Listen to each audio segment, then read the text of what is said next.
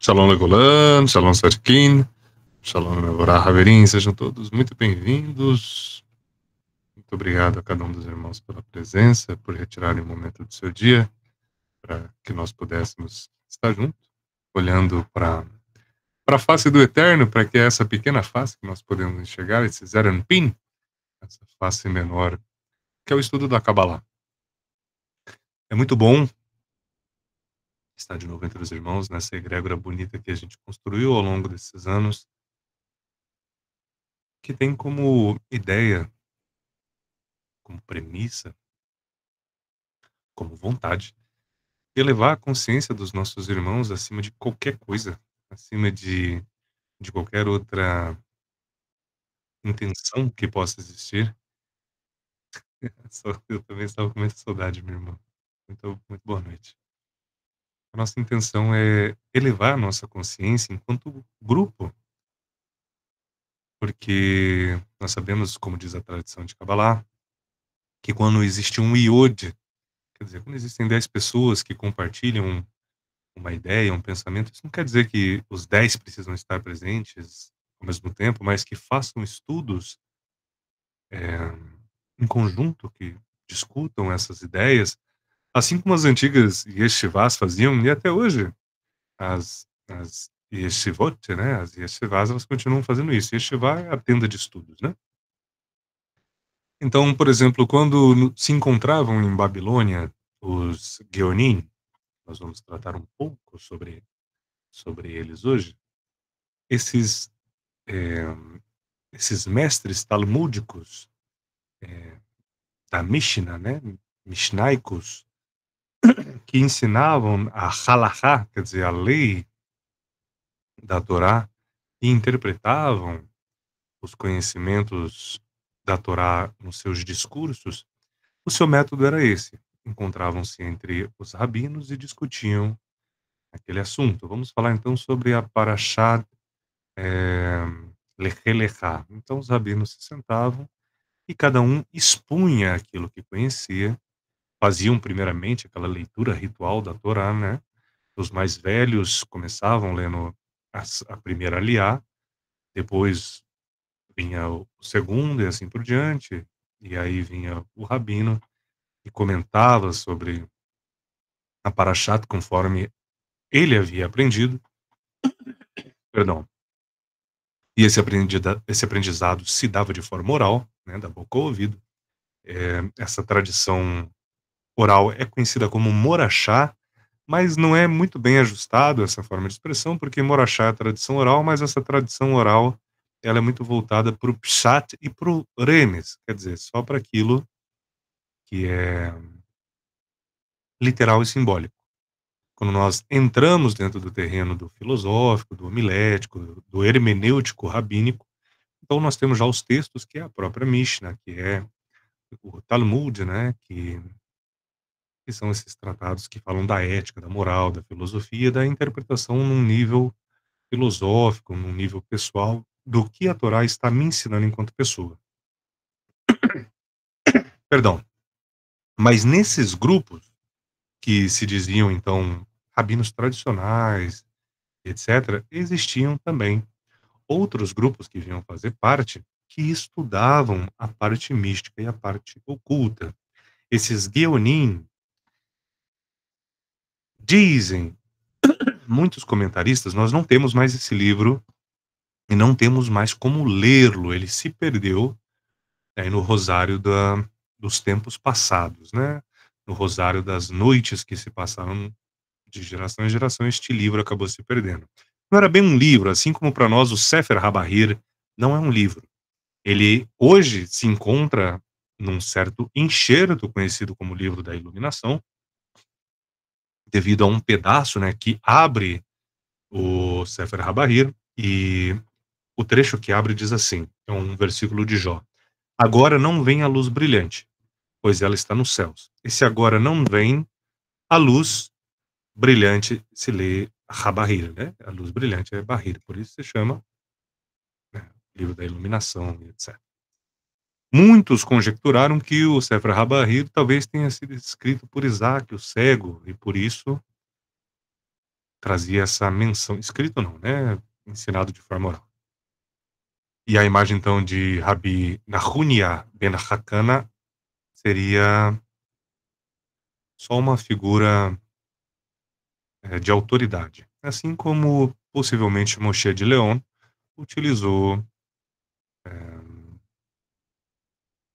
Shimon Bar Yochai como uma figura de autoridade, uma vez que Shimon Bar Yochai era discípulo de Rabi Akiva, e Rabi Akiva é muito citado dentro dos Talmudins e etc. Então, talvez isso seja algo que aconteça aqui. Mas o Bahir, nós sabemos que ele é comentado por muitos mestres, inclusive da ortodoxia judaica, como é o caso de do Ramban, Maimônides, Nachmanides, que são comentaristas do pensamento judaico ortodoxo. Eles falam já desses escritos. E o próprio Ramban fala sobre um livro dos Geonim, que não chegou até nós, que se chama Sefer Raza Rabbah. Esse Sefer Raza Rabbah seria o corpo esotérico do conhecimento babilônico lá do século I. E o Sefer HaBahir, ele é um pouco mais tardio, né? Perdão. Então, Rabi Maimônides vai dizer que, ao ler o Sefer Razarabá, ele encontrou a influência do Bahir dentro dele. Então, esse tratado dos Geonim parece ter iluminado o conhecimento oral, passado de cabalista a cabalista, para depois a composição do Sefer HaBahir. O Sefer HaBahir ele não foi escrito como nós temos hoje, uma série de pensamentos, né? Como nós temos. E quem já leu Sefer HaBahir sabe que existem trechos que a narrativa para no meio. Os rabinos estão conversando e encerra o diálogo. Não tem uma resposta, não tem um comentário, não tem um pensamento. Não encerra aquela tríade que nós temos, a tese, a antítese e a síntese, né? Ela acaba no meio. Por quê? Porque eles foram escritos como o Tânia foi escrito, o Likutei Amarim, em pequenos trechos, em pequenos livretos, em pequenos cortes distribuídos entre o círculo dos cabalistas. A gente deve lembrar que no passado, falar de Cabalá era um crime. Era considerado magia, era considerado bruxaria, era considerado matemática diabólica, né, profana. Os cristãos já não tinham carinho algum pelos judeus nessa época, tampouco teriam para qualquer veículo esotérico dentro do judaísmo.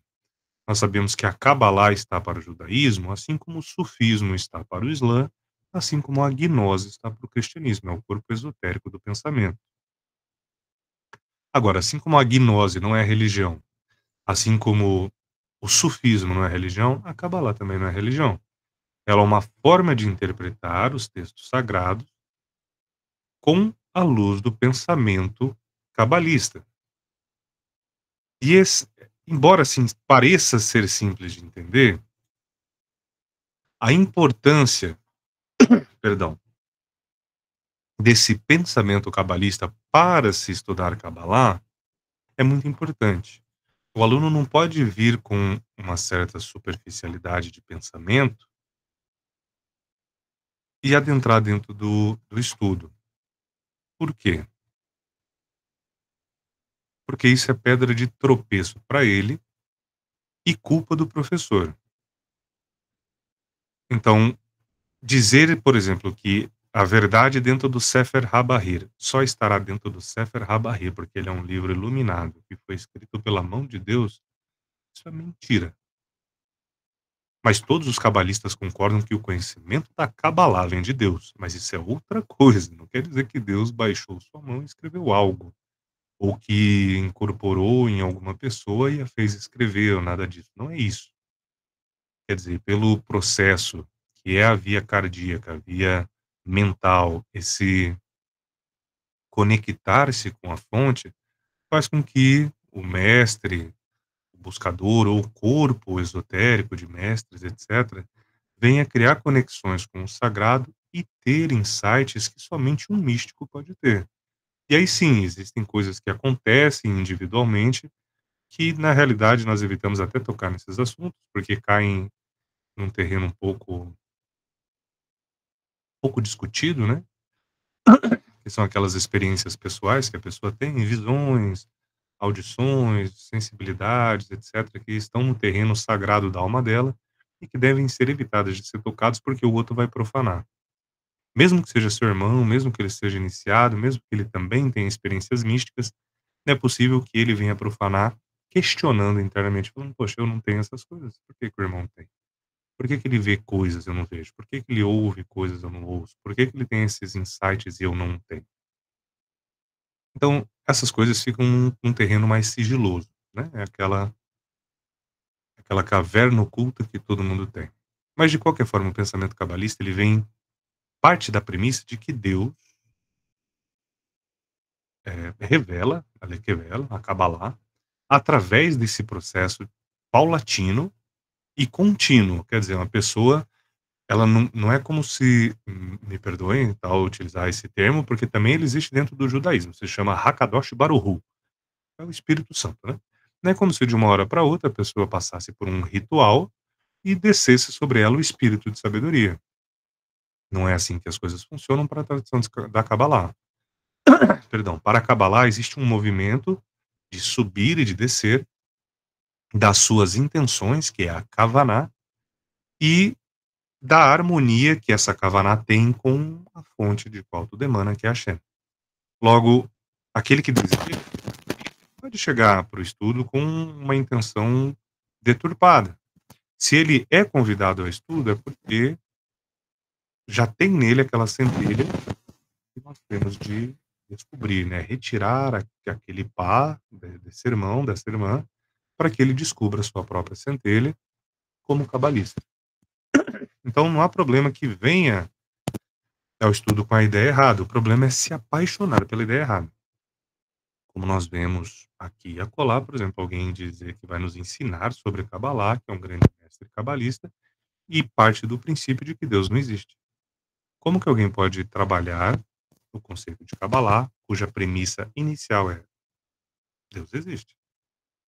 Ele, nós já estudamos no conceito mais profundo que não, ele não existe. Né?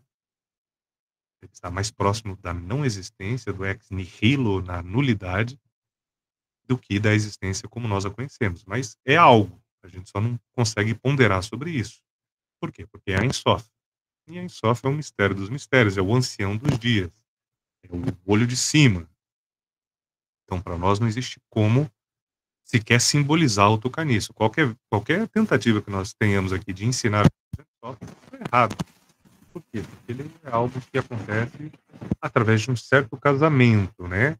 Do amado e da amada, da minha alma com Deus. No momento em que isso acontece, né? Da Shekhinah com a Hashem, então nós temos uma grande intuição, um grande sentimento de união, mas isso não pode ser passado. Então, o movimento que o cabalista faz de subir e descer é com suas emoções, com suas orações e com a sua consciência. Então, o neófito vem, o aluno vem, se depara com o estudo de Kabbalah, que parece ser algo místico, né? Parece ser algo totalmente oculto, totalmente misterioso. Olha esses símbolos, olha essas árvores, essas esferas, essas peruas, o teu poder mágico. Não, não é essa a proposta da Kabbalah como nós a conhecemos.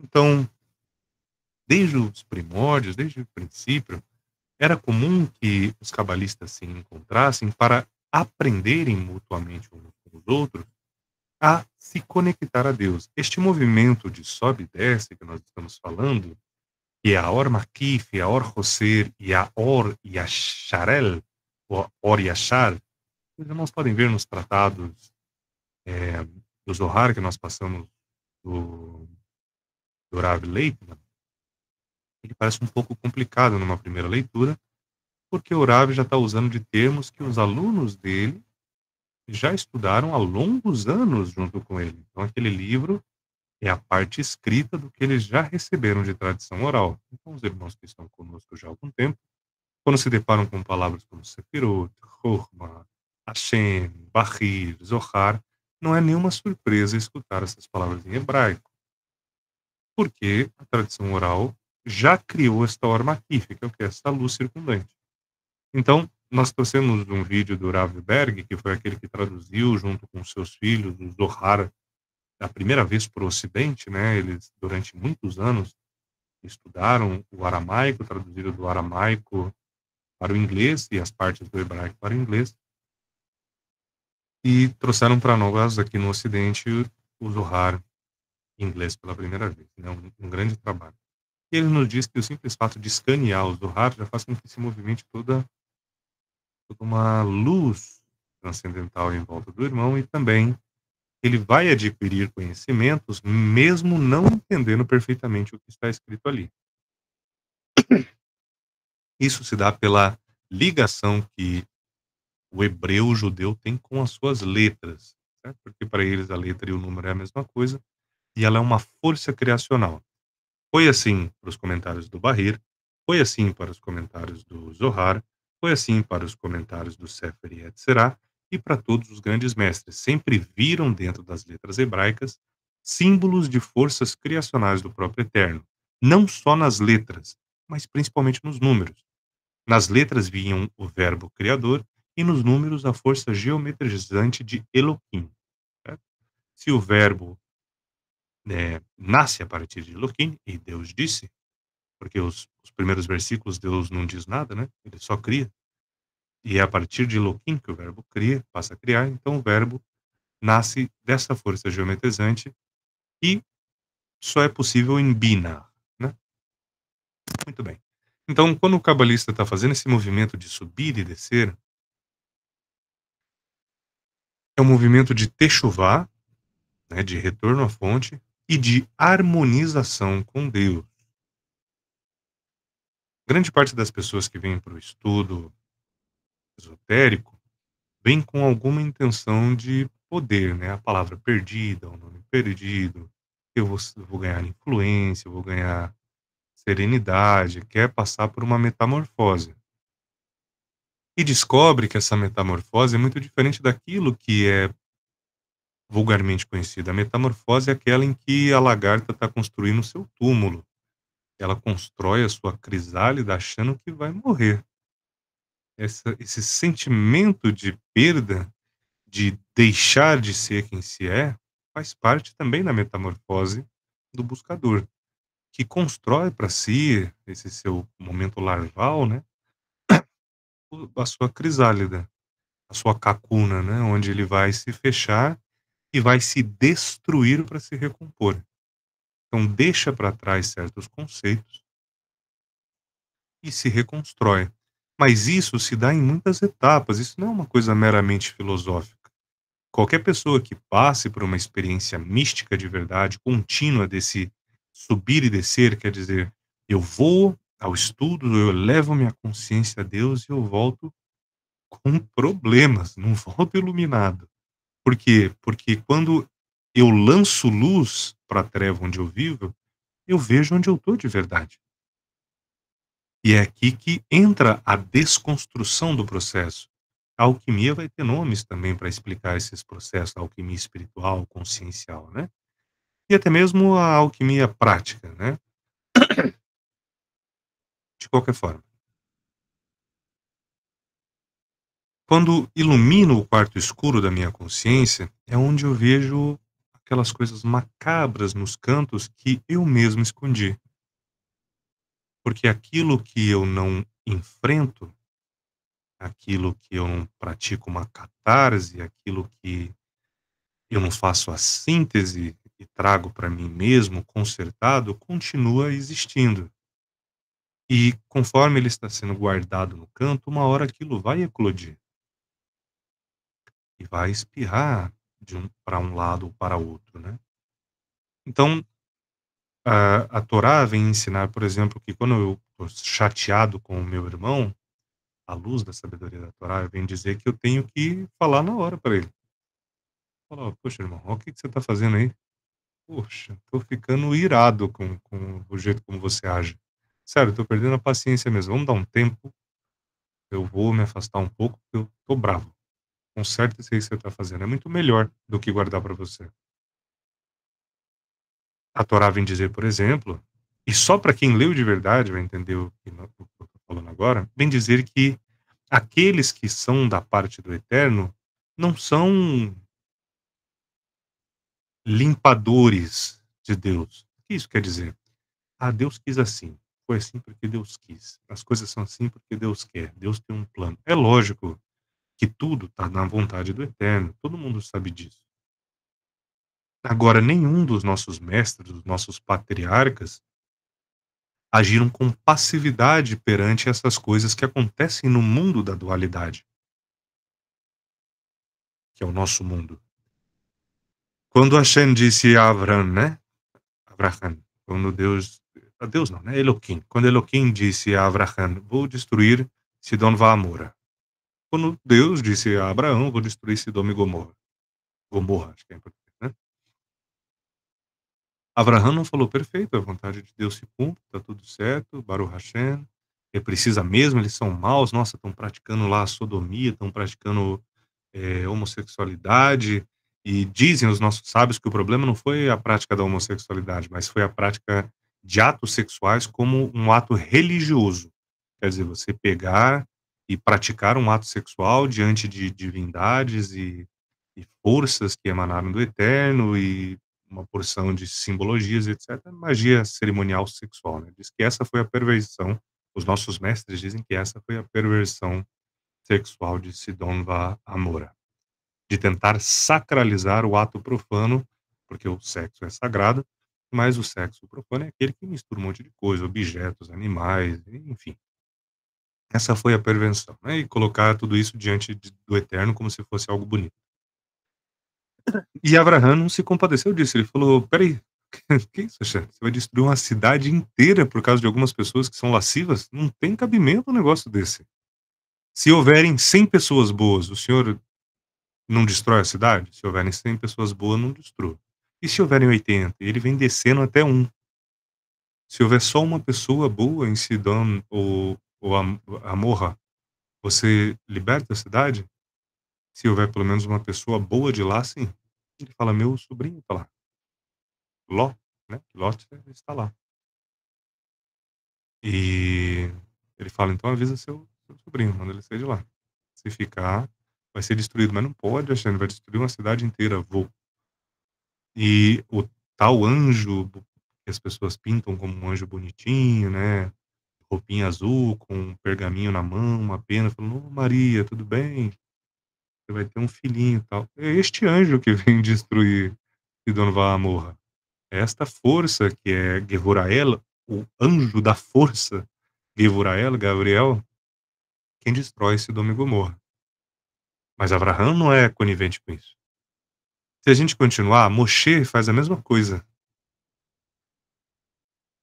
Moshe, quando está no Sinai orando a Elohim, ele está lá, né? Vaomer Moshe Elohim. Disse Deus a Moisés: "Eu vou destruir essa população e eu vou fazer de você uma nação muito grande, Moshe. Tá tudo bem. Esse pessoal aí é de dura serviço, é um pessoal que não obedece. Vou matar eles." E Moshe fica irado. Ele fala: "Que isso? Fez eu sair da minha família, tirar todo esse pessoal do Egito para eles morrerem de fome, de inanição no deserto? Não, de jeito nenhum. Eu vou consertar eles, dar tempo para eles. Eles merecem." E Deus gostou disso. Yaakov, nós vamos ver, lutou com Deus, né? Vai dizer nos níveis mais literais de interpretação que ele literalmente saiu no soco, né? Com um Malal de Hashem. Nos níveis mais elevados, quer dizer, ele lutou com o seu lado ruim.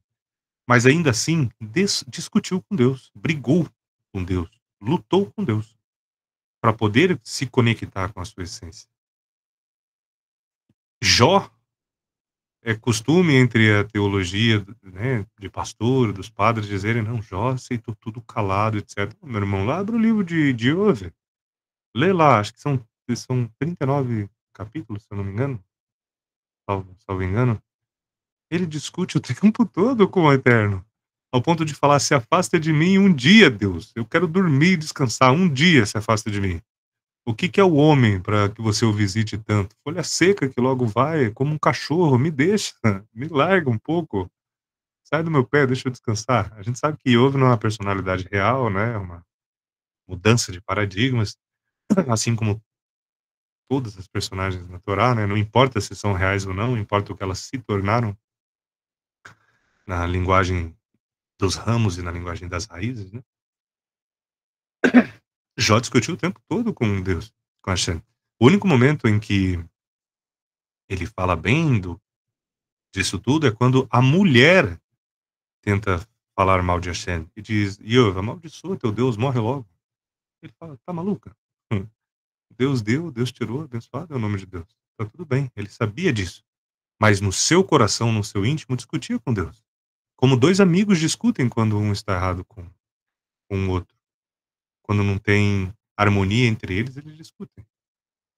Iov é assim. Então, essa espiritualidade que diz que eu tenho que estar sempre feliz, eu tenho que estar sempre alegre, eu tenho que estar sempre sorrindo, isso mata os nossos sentimentos. Virar uma pessoa que está sempre com um sorriso colado no rosto e o mundo já não me toca, eu estou negando uma parte do eterno. Nós estamos aqui vivendo a materialidade porque é um processo do nosso tikkun. Quer dizer, eu estou aqui para retificar certas características de mim mesmo, e para isso eu tenho que estar presente no momento onde eu estou. E receber a minha raiva. A minha raiva é boa, ela está na árvore seferótica, é Gevorah, ela não é ruim. Agora o que é ruim é a Gevorah sem equilíbrio, porque Gevorah sem equilíbrio é ira. E a ira mata, assassina, rouba, faz o que tiver que ser feito, porque não tem equilíbrio com o resto da árvore. Então, é aquele pote, aquele pá, perdão, né? Eu estou falando de uma só, é aquele pá. São aquele pote, essas energias, se elas não são bem vistas. Então, quando eu subo a Hashem, e eu não subo a Hashem, né? É o Keter para nós é a luz das luzes, é incognoscível para nós. Então, num primeiro pensamento, quando nós nos deparamos com a árvore seferôtica, é só ela. Então, é Chokhmah, Binah e acima está Keter. Keter é Hashem, é Deus, na sua potência totalmente transcendental. É só depois que nós entendemos que acima de Keter ainda existe o infinito dos infinitos até chegar no verdadeiro ilimitado, que é a Ein Sof. E acima de Ein Sof se encontra Ein. Se nós não podemos entender o que seja Ein Sof Ora, Ein Sof Aur, o que seja Ein Sof, quem dirá a parcela que é intocável esse pensamento. Só pode ser dado até aqui e aí o irmão se conecta, né, com essa lousa mental que eu espero que a gente esteja tendo. Então sobe até Chokhmah, que é a sabedoria, de frente à luz das luzes, que é Keter, que é a coroa, onde está Hashem, né, Atzilut, emanando, e ilumina todo o quarto escuro da minha consciência, onde por noites seguidas eu trouxe meus irmãos e discuti com eles enquanto eu imaginava. Quantas vezes, quando eu era jovem, eu estava estressado com uma pessoa, eu levei ele para minha caverna oculta e não fiz como os cabalistas estão fazendo aqui nessa imagem, lendo a Torá, lendo o Talmud, lendo o Zohar. Eu levei ele para minha caverna oculta e eu o agredi. Quem sabe até a morte nos meus pensamentos. E a minha mente, o meu cérebro não sabe a diferença entre aquilo que eu imagino e crio com a minha mente e aquilo que acontece no mundo real. Então, na minha consciência, eu matei o meu irmão. Quantas vezes eu trouxe para minha caverna oculta todo um panteão de sentimentos horríveis e ali eu cultuei eles em segredo. Essa é a verdadeira idolatria, o verdadeiro Avodazará, é aqui que estão os vícios. Sabe aqueles vícios que alguns grupos falam: "É preciso construir, né, masmorras", quem entende, entende, né, templos para virtude, enfim. É sobre esses vícios que estão sendo falados. Não estamos falando do vício do irmão eh, de comer carne vermelha, de assistir novela, ou futebol, ou de tomar uma cerveja, um vinho, ou o seu tabagismo, não é disso que a gente está falando. Agora, é lógico que num conceito de união de tudo, é preciso que esses vícios morram. É preciso ver os nossos vícios morrerem antes de nós, né. Sêneca nos ensinou isso aí no estoicismo. Mas os piores vícios que nós temos que controlar são os vícios do caráter. A mentira, a ignominia, né, quer dizer, a falta de nobreza, eh, o charlatanismo, a a sensação de que se é para mim tá bom, para o outro não pode, a inveja, o ciúmes e assim por diante. Esses vícios, eles devem ser extirpados e eles estão aonde? Nesse quarto escuro da minha consciência. Eu sou a minha inveja. Então eu preciso olhar nesse espelho, a Torá nos dá mecanismos para isso, como nós vamos ver a partir dessa semana com as parashiot, por exemplo, quando nós vamos ver Korah se rebelando contra Moshe, nós estamos vendo este espelho negro, no qual eu sou essa inveja de Korah. Mas isso na massa e Merkavá, se nós formos olhar para forças criacionais, como Zohar nos oferece na Parashat Korah, aí nós estamos falando de forças caóticas da criação com Korah, forças destrutivas, e Moshe como as forças estabilizadoras. Mas a gente vai ver isso conforme as Parashiotes forem chegando. Eu sou essas coisas. E quando eu subo a minha consciência, ilumino ela na presença do Eterno e volto ao quarto escuro, então agora eu tenho que lutar com essas coisas que estão aqui. Yaakov, né? Tenho que lutar com isso. Eu tenho inveja. Por que eu sinto inveja do meu irmão?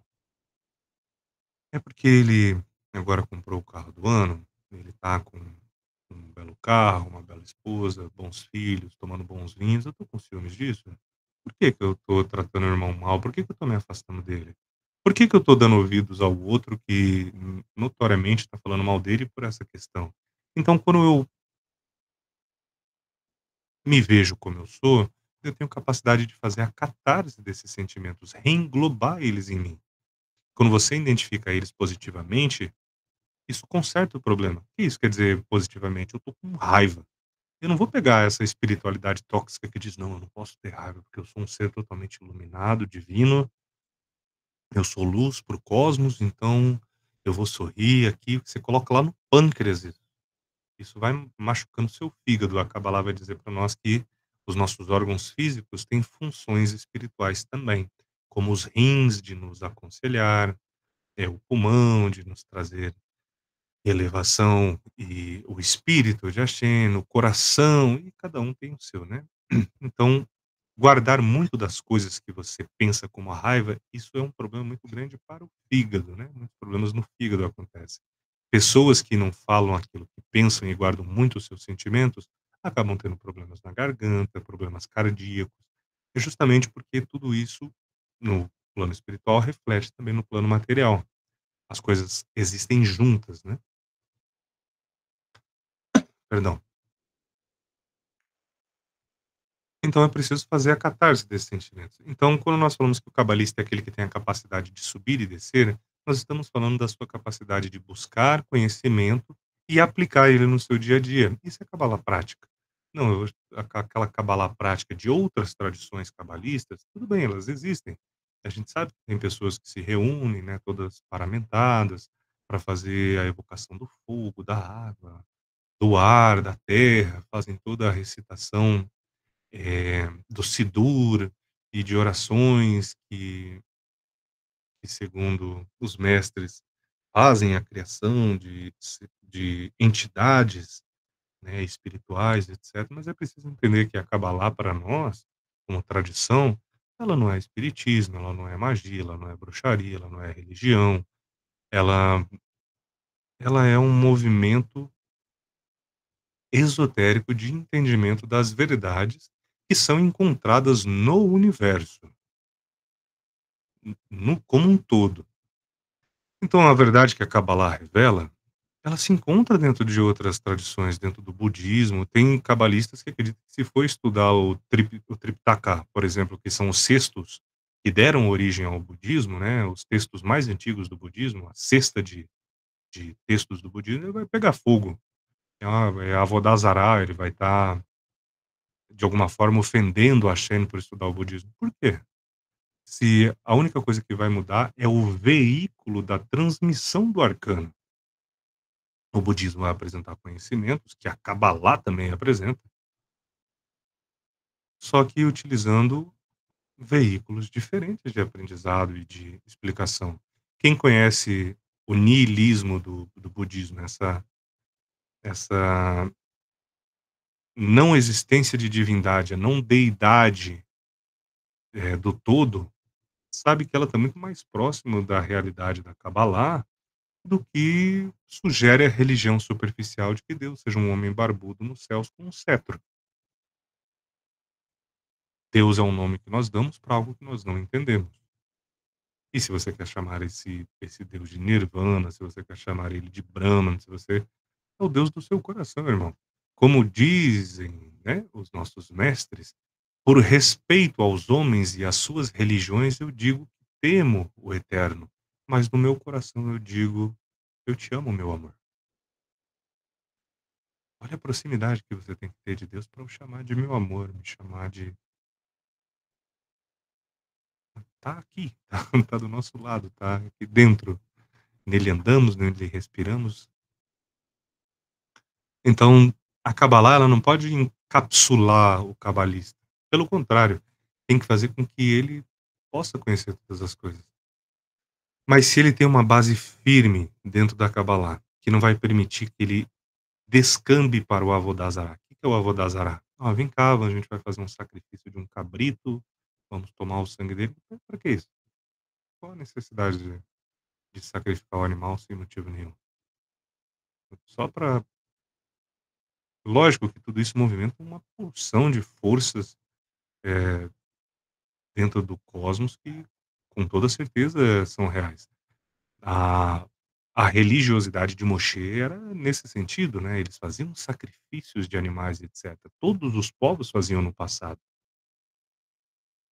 Mas nós mudamos os paradigmas do funcionamento da nossa consciência.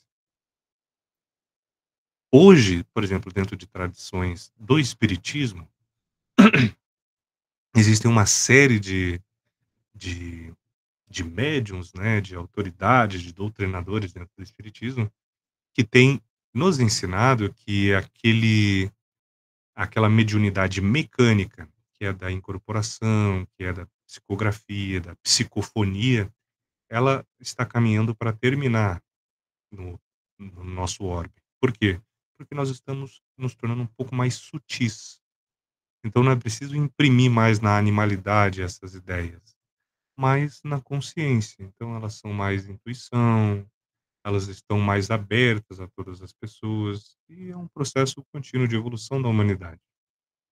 Mas para que nós não misturemos as essências, quando nós fizermos o estudo das religiões comparadas, se os irmãos assim desejarem, fazer o estudo dos 5 livros, né, de Allan Kardec, que evocou um nome celta não à toa, né. Esse Allan Kardec, ele evoca esse sentimento celta justamente pela volta das ideias de ciclo reencarnatório, né, de reencarnações, que havia desaparecido da superficialidade das religiões, né. O cristianismo primitivo acreditava, a gnose, né, cristã acreditava, e acreditou e acredita ainda até hoje, né, a gnose crística até hoje acredita nesse ciclo. E inclusive muito da Kabbalah hoje, meus rabinos me matariam se me ouvissem falando isso, mas muito da Kabbalah hoje que nós temos, que é a Kabbalah medieval, né, aquela que se desenvolve lá no século XII em França, depois com o movimento do Zohar, com o Moshe de Leon lá na Espanha, com o levante dos mouros, etc. Tem muita influência da gnose. Isso é incontestável, tem muita influência da gnose dentro da Kabbalah. E hoje nós vemos o movimento gnóstico evocando a Kabbalah, né, como se a Kabbalah fosse intocável, como se ninguém nunca houvesse tocado nela. Os irmãos que estão buscando Kabbalah já há muitos anos já se depararam com todo uma sorveteria de Kabbalah, né, a Kabbalah, draconiana, a Kabbalah do vampirismo, né, a Kabbalah quelipôtica, a Kabbalah demoníaca. Ixi, meu Deus do céu, tem um Kabbalah para tudo que é gosto. Então, embora ela venha do eterno, ela não é só um movimento de crença inquestionável, porque senão ela cai no dogma também. O irmão tem que fazer esse movimento de subir com os ensinamentos que tem e falar: "Isso aqui é válido para mim? Isso faz sentido com quem eu sou, com o que eu estou fazendo? Eu estou preso a alguma ideia antiga e não consigo interpretar o que eu estou lendo?" Por exemplo, se nós pegarmos esse trecho do Barreira, essa aqui é uma tradução nossa, tá bem? Nós estamos fazendo a tradução do Sefer HaBahir, porque a versão que nós disponibilizamos para os irmãos nos grupos fechados que nós temos, os irmãos bem sabem que nós não podemos compartilhar para todo mundo. Então, para que nós possamos compartilhar, nós estamos fazendo a tradução direto do hebraico para o português, porque daí ela é nossa. Os comentários, por fazer os comentários de cada um dos trechos dos rabinos, né? E então vai de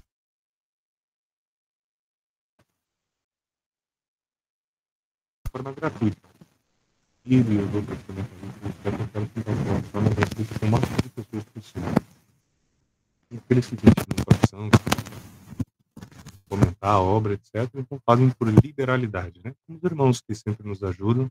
E se esses livros estão chegando à luz do dia, se a página é mantida, é graças a vocês que fazem com que isso aconteça.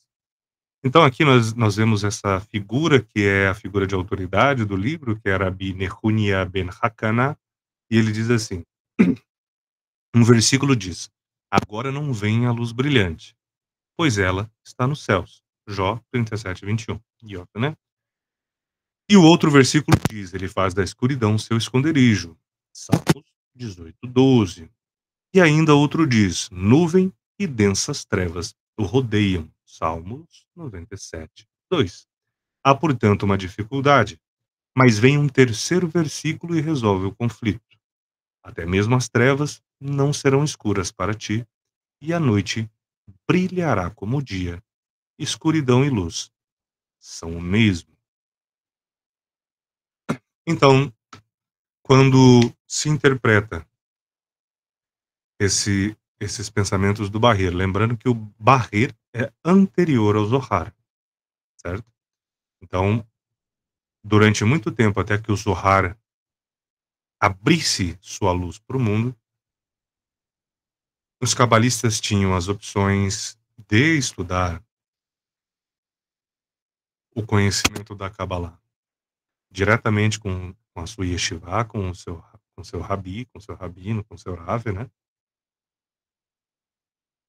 Fazendo as suas interpretações de dentro da Torá, através da sua gemátria. Não gosto de falar gemátria, eu gosto de falar gematria, embora já tenha sido corrigido muitas vezes, né? Não é gemátria, porque é de geometria. Mas eu falo geometria, então eu gosto de falar gematria, porque está mais próximo da minha língua, eu gosto de falar gematria, a geometria das palavras, né? É literalmente isso que significa, né? Gematria. Então eu gosto de falar gematria, os irmãos que decidem. Ele fazendo a sua gematria para fazer a sua derachá, né, o seu próprio entendimento, ou então recorrendo a esses livros, aos Talmuds, né, seja o Talmud Yerushalmi ou Bavli, que nós também estamos fazendo a tradução, para que de uma forma não tão literal, porque quando se traduz de forma muito literal acaba perdendo a essência, né, o espírito da coisa. Nós acabamos traduzindo o Sefer Yetzirah de forma literal e na releitura eu achei que ele perdeu um pouco do espírito do Sefer Yetzirah, então talvez venha aí uma segunda edição dele com um corpo um pouco mais espiritualizado. Também os comentários do Ramban ficaram muito literais, o que acabou deixando o Ramban um pouco seco na forma como ele explica, mas se for da vontade do Eterno a gente vai consertar isso aí. Então, ele podia recorrer ao Bahir para fazer o estudo, e quando o Zohar chegou foi uma grande iluminação para todos. Agora, se uma pessoa lê esses trechos e ela não tem uma instrução no sentido de elevar o pensamento para paralelos de melhor entendimento, ele pode dizer que essa luz brilhante que vem dos céus é a Torá. E a Torá vem fazer na materialidade o seu esconderijo. E ela está escondida pelos mistérios que a circundam, e esses mistérios são trevas para quem não entende. Agora, a gente sabe que o que está sendo dito aqui faz referência à criação, ao formato como os mestres vinham o eterno. Então, ninguém pode ver a luz brilhante, nem eu, nem você, e nenhum de nós pode ver, porque ela se encontra Yani só fora, onde está a luz infinita, onde a luz não tem fim. Logo, ela não pode ser vista. A gente não consegue decifrar o que seja essa luz. Ela não é luz física que anda a meros 300.000 quilômetros por segundo. Nós estamos falando de um outro tipo de luz. É luz? Nem é luz. A gente está usando um símbolo do humano. Quando nós éramos lá animais que nos sentávamos próximos da fogueira, quando tinha luz na fogueira era bom, quando não tinha era ruim. Então, luz é bom.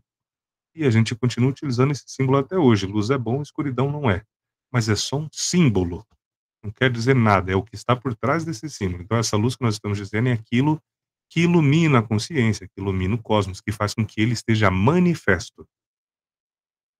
Ele faz da escuridão o seu esconderijo, então ele não está no manifesto. Embora, sim, todas as coisas estão manifestas no cosmos, o eterno está oculto. É o imanifesto, o totalmente transcendental. Então ele faz da escuridão o seu esconderijo. E outro diz: nuvem e densas trevas o rodeiam. Quer dizer que para o eterno a treva não é treva. A escuridão não é escuridão. Se densas trevas o rodeiam, a treva aqui está falando da não existência. Não está falando da escuridão como algo mal. Pode ser interpretado com a dualidade. É lógico, o eterno está acima de qualquer dualidade. Ele é tanto a luz, que não pode ser entendida, como também está rodeado nas trevas, e isso não é mal. Então, até mesmo as trevas não serão escuras para ti, e a noite brilhará como o dia, e a escuridão e a luz serão o mesmo.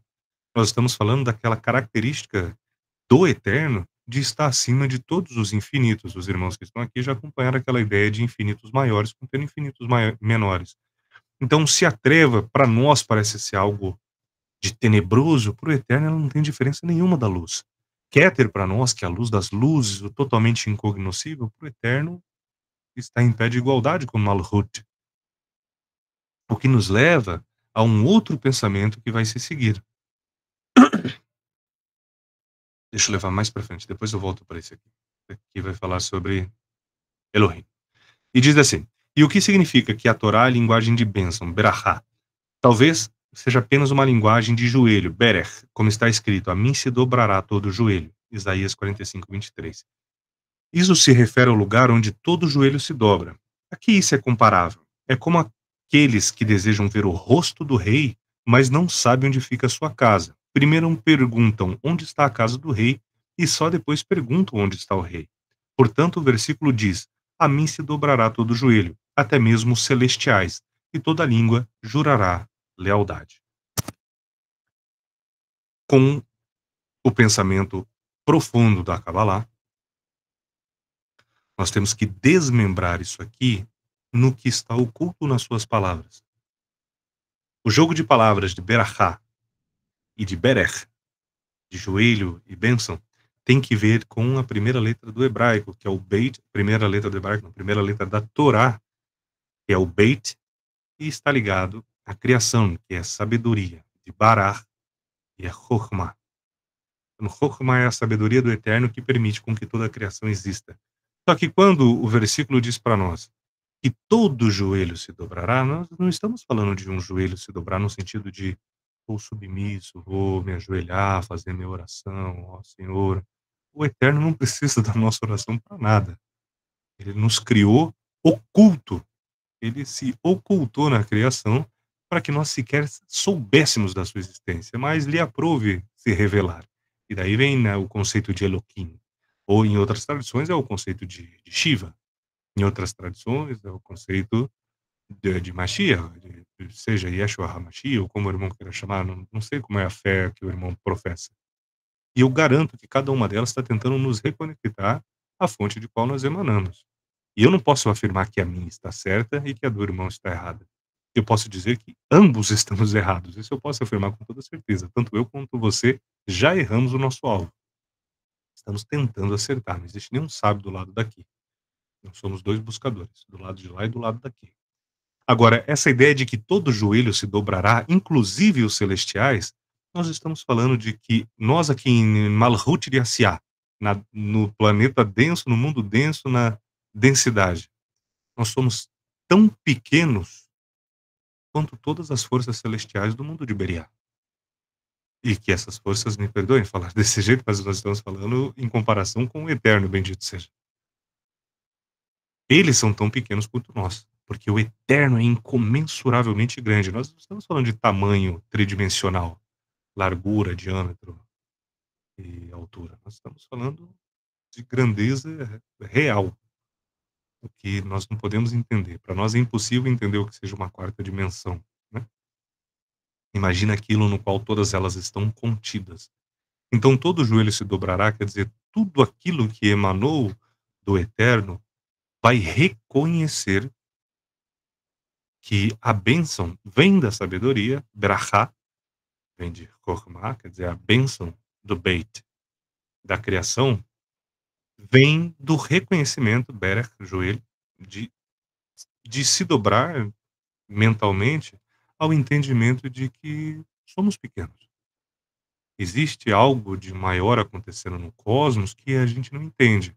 Somos engrenagens que se conectam umas às outras de um corpo de engrenagens maiores, cada vez maiores, com uma função específica. Só que tudo isso também é um grande símbolo, não existe engrenagem nenhuma e eu sou livre para rodar como eu quiser. A nossa língua tenta explicar, mas ela sempre falha. A Brit Milá, a circuncisão de Abraham foi de língua, ele falava para Deus, falava: "Eu sou incircunciso de língua, Deus, eu não sei falar, eu não sei explicar, eu não sei entender, eu não sei". Fala: "Mas vai dar certo, calma, eu espero que dê certo também". Então, essa metáfora do joelho está dizendo que nós vamos reconhecer, tanto nós aqui embaixo, como todas as forças da criação, mundo de Beriá, mundo de Yetzirah, eh, mundo de Asiá, Atzilut, tudo aquilo que emana de Ein Sof vai reconhecer a grandeza do grande arquiteto, do eterno. E esse jurará a lealdade que se encontra aqui, não está falando de lutar as batalhas de Deus, a guerra santa, "Ah, Senhor, eu juro lealdade a você, vou quebrar santos das outras religiões", não tem nada a ver com isso. Essa lealdade está na harmonia com a vontade divina. Reconhecer o meu papel como engrenagem no cosmos permite com permite que eu tenha lealdade com a minha função e cumpra aquilo que tem que ser cumprido. Eu vim com uma proposta de mudar completamente quem eu sou. Eu nasci uma pessoa e eu vou morrer outra completamente diferente.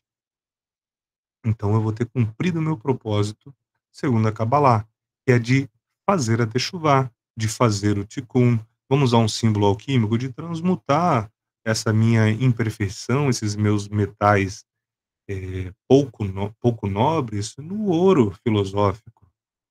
Nisso que permite que eu seja realmente nobre.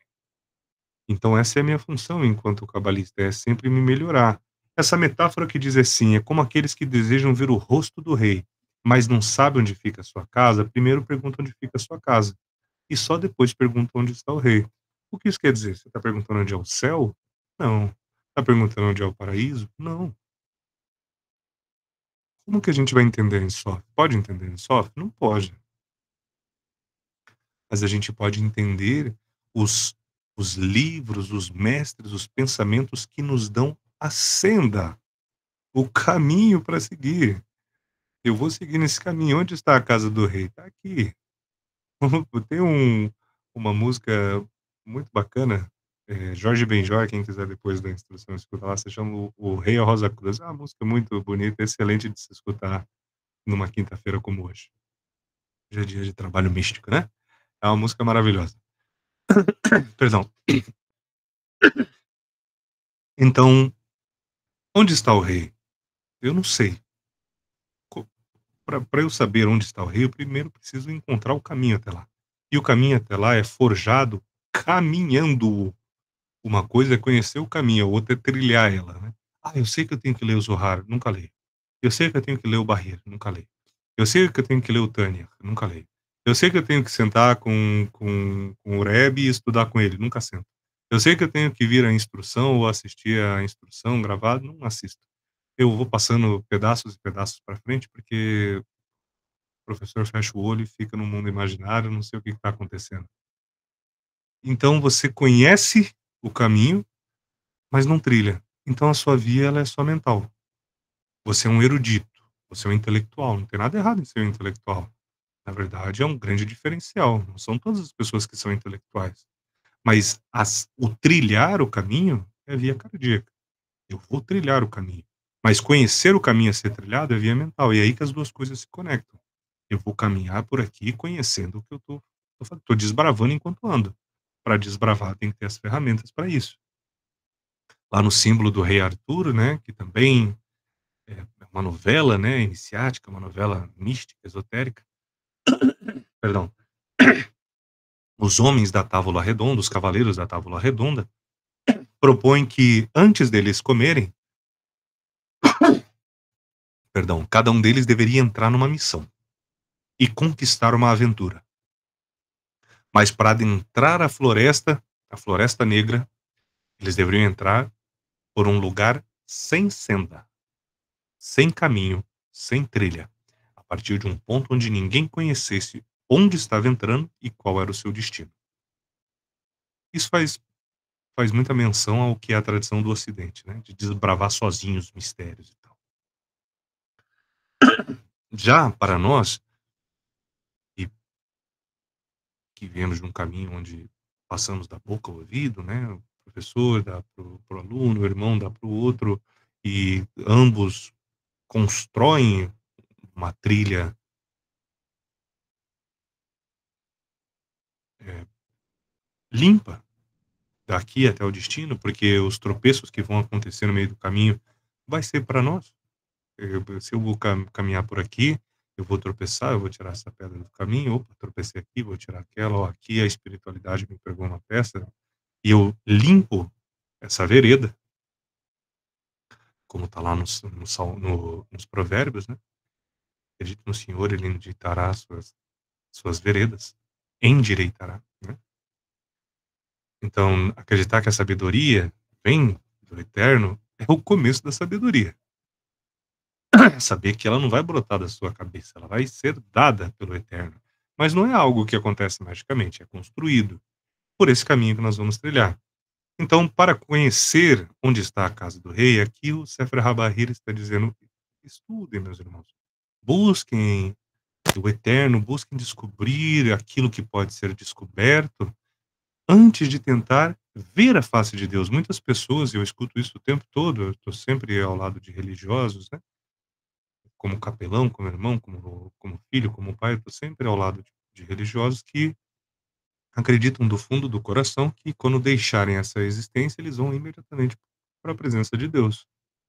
E eu gostaria mesmo de ter essa fé, mas eu conheço tanto a distância que eu estou de Deus que eu não consigo acreditar que ao terminar essa existência aí de 60, 70 anos, 80, quem sabe é Deus se eu vou chegar nessa idade, se ele quiser, né, se for da vontade do cosmos que está feito, que eu vá direto para a presença do mistério dos mistérios. Eu nem entendi ainda direito qual o caminho para a casa dele, como é que eu vou ver o rei? Como que eu vou participar desse casamento alquímico, né? Os irmãos fazem um estudo mais profícuo disso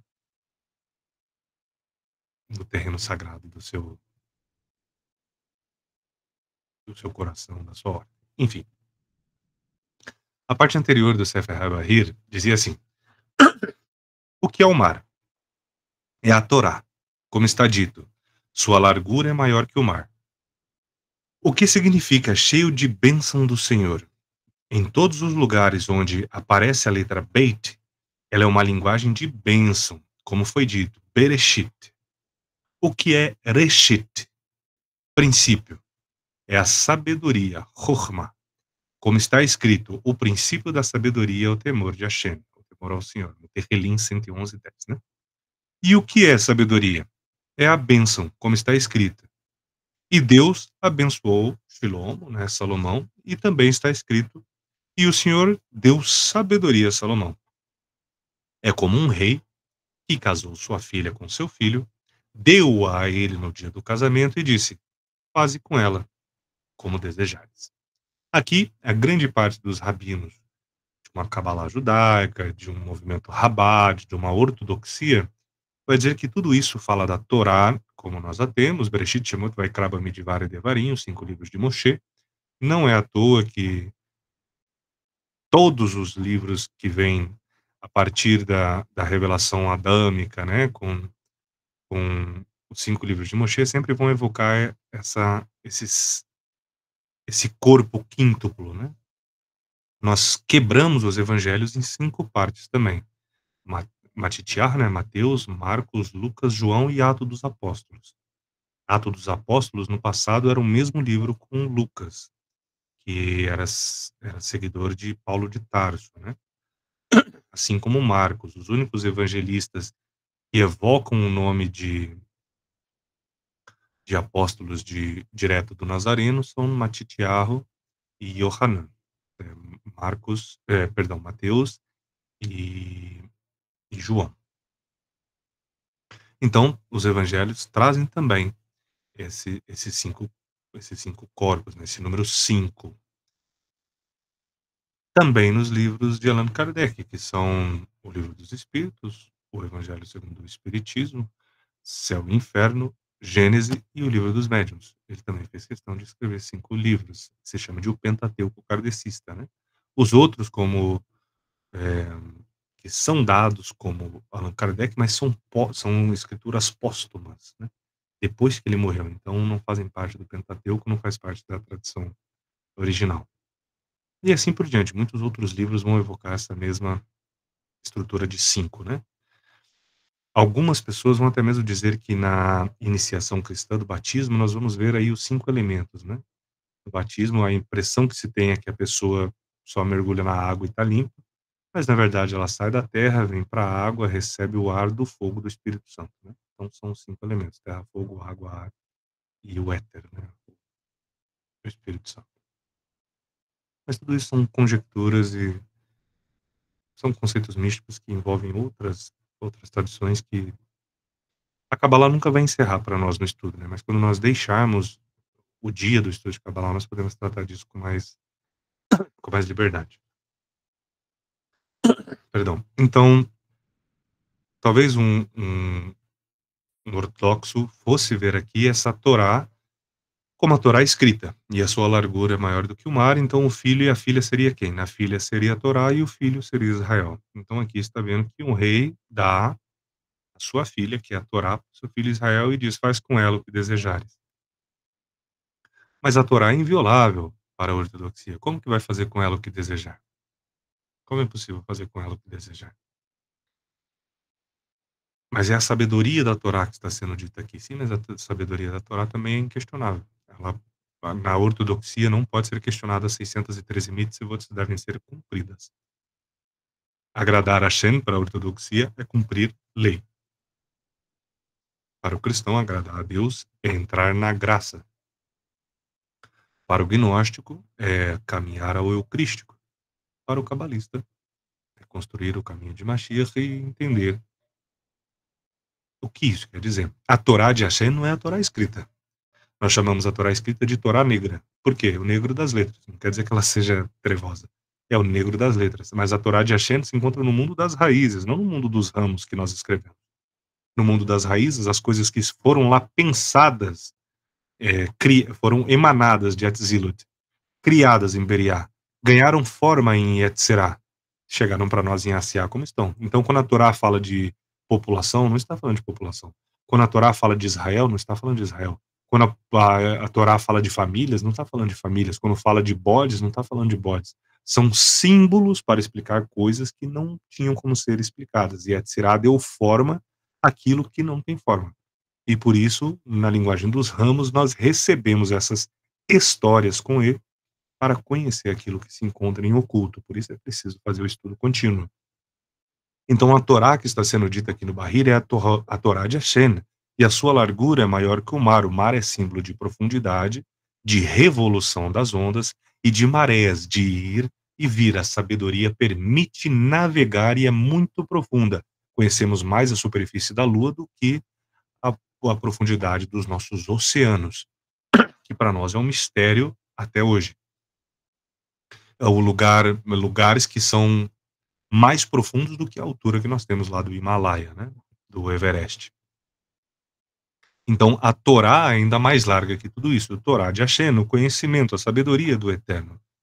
O que significa cheio de bênçãos do Senhor? Em todos os lugares onde aparece a letra Beit, nós vimos na, na passagem na frente, né, no capítulo 3 do Bahir, perdão, que esse Barach vem de Chokhmah, que é onde está Elohim, a força do Eterno que quer ser conhecida, a sabedoria de Deus. E aqui a tradução está como se Bereshit, Ureshit, fosse princípio. E é, mas a sua ideia do conceito hebraico, para nós entendermos a palavra, vem de Rosh, e é princípio porque é cabeça. Então não é princípio só no sentido de início, mas é princípio no sentido de começo estrutural, de mente, né? Então o Beireshit, trazendo um Beit, é casa, Reshit, vem de Rosh, é cabeça. Então a sabedoria é um lugar na cabeça do Eterno onde nós vivemos. O Taniar, que nos foi revelado, vai dizer então que nós nunca deixamos a mente do Eterno. Parece para nós que saímos, mas só parece, a gente continua na mente do Eterno. Lá no Caibalion isso está explicado também. O todo é mente. Então, se o todo é mente, nós continuamos na mente do todo. Todas as coisas emanam do todo, da mente do todo. O todo é mental, o princípio do mentalismo, né?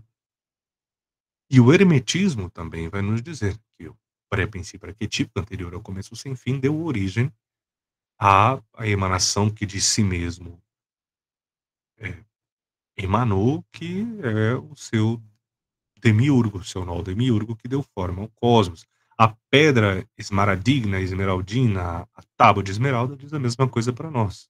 Todas as coisas nascem da coisa única por adaptação. Então todos os grandes mestres viram, veem e continuarão vendo a verdade por trás do véu. Olha quanto vê nessa frase. E nós temos que tentar fazer a mesma coisa também. Então, não saímos da mente do Eterno, e o princípio da sabedoria é o temor de Hashem. Como nós explicamos lá para frente, esse temor do Hashem, esse temor do Senhor, não é medo, não é receio, não é devoção cega, é entender que todas as coisas são mantidas no cosmos por algo de muito superior. E essa sabedoria que é dada a Shilomo, que também é Deus quem o dá, parte do princípio deste temor, de que todas as coisas devem ser reveladas conforme a vontade do Eterno. Que a sua Torá é maior do que a Torá dos homens, que a Torá de Hashem é conhecimento verdadeiro, não tem forma, não tem letras, é aquilo que é. Então, é como um rei que casou a sua filha com seu filho, a sabedoria como buscador. Aqui nós estamos vendo o casamento da Shekhinah com Hashem. A Shekhinah está o tempo todo tentando nos conectar com Deus. A função da Shekhinah, a amada, é nos elevar enquanto Adam quebradiço, Adam eh, de Asiá, a Teshuvá para Adam Kadmon, onde nós estamos em harmonia com o Eterno. E isso é Kabbalah. E esta é a Lekever.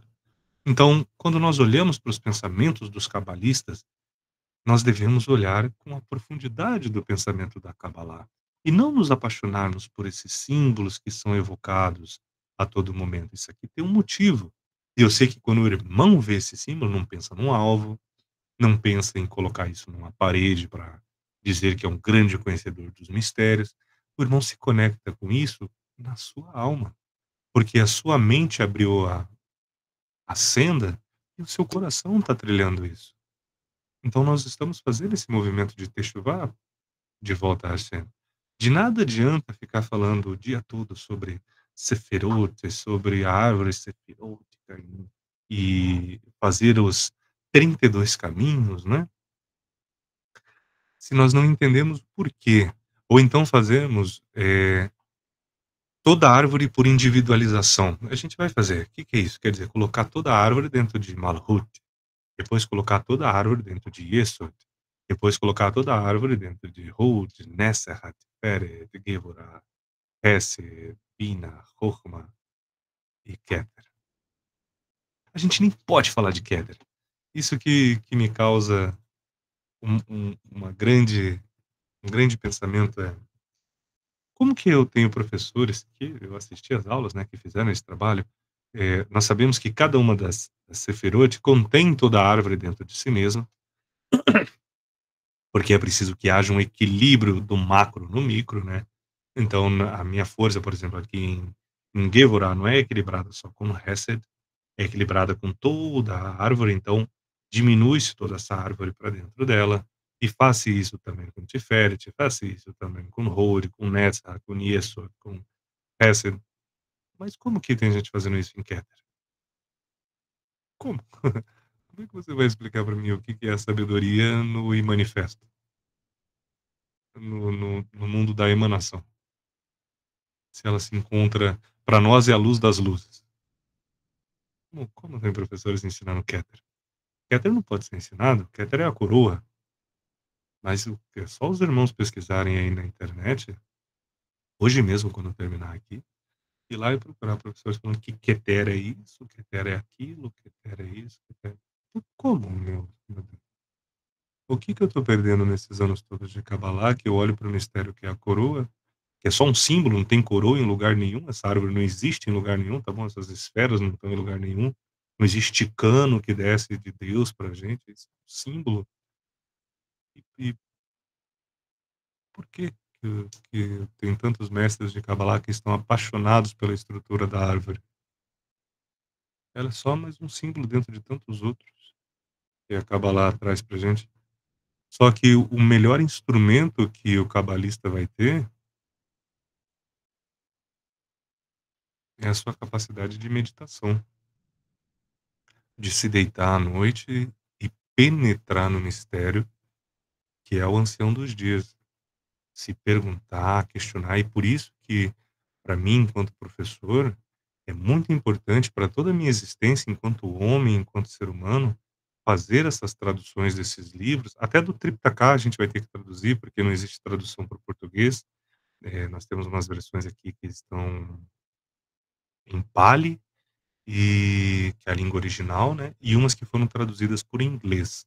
Então, a gente vai fazer essa comparação das 2 para ver o que que vai ficar melhor em português. Mas trazer esses livros das suas línguas nativas, das suas línguas naturais, para que meus irmãos possam ler, para que eu possa ler, para que o mundo possa fazer essa leitura. É lógico que eu não estou trazendo para dentro do Lotus uma ideia de messianismo, nós somos a salvação do planeta, não tem nada a ver. Mas eu quero colocar um tijolinho. Esse tijolinho pequenininho, eu quero pôr na edificação do templo de um mundo melhor. Esse tijolinho aqui eu vou pôr. E de todos os erros e pecados que eu carrego, que eu bem o sei, todos eles estão diante do Eterno, pelo menos esse tijolinho de graça eu quero pôr, que é permitir que os irmãos venham e estudem. Porque imagina que amor para minha alma, mesmo depois que eu tiver feito a minha transição, saber que tem alguém com um livro que eu ajudei a traduzir, sentado, talvez meia-noite na sua casa, tomando um café preto sem açúcar para não dormir, as crianças estão na cama já no terceiro quarto sono, talvez a esposa já esteja deitada, assistindo uma novela, assistindo alguma coisa na TV, ele está sentado fazendo as leituras, assistindo um vídeo antigo, escutando, talvez um dos irmãos que tem aqui tenha aberto uma yeshivá, ou então tenha se tornado um grande mestre, na sua loja, no seu templo, onde quer que ele se apresente. E para mim vai ser uma honra. Eu tenho certeza que eu vou receber um bálsamo de alegria de saber que eu ajudei a desbravar um pouquinho essa sendazinha. Se isso permitir que retifique parte dos grandes pecados que eu carrego, eu nasci um homem bom. Eu tenho escolhido ser. E eu tenho certeza que todos que estão aqui são assim também. Para mim é muito mais edificante saber que eu me tornei bom. Quando eu olho para o meu passado, para minha infância, para minha adolescência, para minha juventude, eu vejo a pessoa baixa, mesquinha, avarenta, ciumenta, invejosa, ególatra que eu fui. E isso só me foi permitido quando eu entendi a grandeza que pode ser o eterno, não que ele é. porque eu ainda não entendi o tamanho do eterno, mas sei o que pode ser. Erie Asher Erie. E percebi minha pequenez. Aquela ideia de eu sou o homem mais forte, o homem mais bonito, o homem mais inteligente, o mais querido, o mais culto. Tudo isso se esvaziou naturalmente, com aquele confronto da luz contra a treva que nós falamos no início do pensamento cabalista, de retificar esses erros em nós, né. Vamos a um símbolo que é muito conhecido por todos os homens, com toda certeza. Desbastar a aresta da pedra bruta, né. Tirar aquele cantinho, aquela quininha que tá difícil. E como é difícil, né. Quantos pecados a gente carrega, quantas coisas ruins nós carregamos. Vamos dizer assim, vamos desabrochar essa rosa bonita na nossa cruz. Os irmãos me perdoem pelo tempo, já é 21h17, eu sei que muitos estão vindo do trabalho místico, ou então vão iniciar o seu trabalho místico, né, com as suas leituras, com os seus rituais, com as nossas leituras, os nossos rituais, né. E se isso de alguma forma for bom para os irmãos, então é bom para mim. Amanhã nós vamos abrir então a instrução de Kabbalat Torá, trazendo as parashiotes antigas e a atual até a gente entrar em sincronia. E se há algo que precisa ser gravado dessa aula, dessa instrução, é a Kabbalah não é dona da verdade. Ela é um dos veículos que o Eterno nos permitiu estudar, dentro de todas as espiritualidades que nós podemos, e se Deus permitir, nós vamos estudar. E ela deve partir do pressuposto de que a sabedoria vem de Deus, de que sim, ele é real, mas não é físico, não pode ser questionado no sentido de quem o criou, de onde veio, porque essas respostas não existem para nós, pelo menos não por enquanto, devido ao nosso estado rudimentar, e que nós não podemos nos apaixonar por nada que nós vamos ver de simbologia. Deus não é um ramo, não existem esferas, os nomes são formas de expressar aquilo que está oculto. Deus não tem o nome de Elohim, Deus não tem o nome de Hashem, Hashem significa o nome, Deus não tem o nome de Yod-Heh Vav-Heh. São formas de expressar a dualidade, o masculino, o feminino, o superior, o inferior, o espiritual, o material, dentro de uma mesma característica, de forma que nós não sabemos pronunciar o tetragrama. Ninguém sabe. Embora as pessoas digam que é Yau, Yahweh, Jeová, Jeová, Javé, nós não sabemos pronunciar, porque os seus nomes nessas 4 letras ocultam os 42, ocultam os 72. Nós não sabemos pronunciar. Não sabemos. Esse nome se perdeu na sua essência, porque é muita coisa contida aí. Nosso irmão deixou para nós uma mensagem. Ah, perdão, eu nem tinha visto aqui, irmãos. Eu vou falando. Tá travando demais? Foi difícil de entender? Perdão,